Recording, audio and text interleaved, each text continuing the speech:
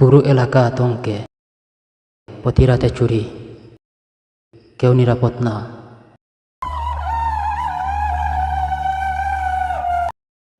আমি এখানে আছি ঘটনাস্থলে। এখান থেকে কিছুক্ষণ আগে গরু, মোটরসাইকেল আর স্বর্ণ অলংকার চুরি হয়েছে। গ্রাম থেকে শহর সব জায়গায় একই আতঙ্ক। চোরের দল এখন পুরো এলাকায় ছড়িয়ে পড়েছে। কি হয়েছে আপনার, এত কান্না কেন? সারা জীবনের জমানোরটা এক এক রাতে শেষ। চোরেরা সব নিয়ে গেল আমার শেষ সম্বল। কি নিয়ে বাঁচবো এখন?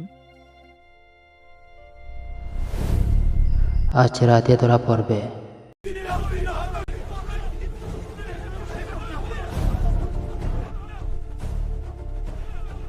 আমরা এখন চোরের খুব কাছাকাছি। পরিস্থিতি ভয়ঙ্কর হয়ে উঠেছে। এই সেই মুখ যার কারণে পুরো এলাকা আতঙ্ক ছিল।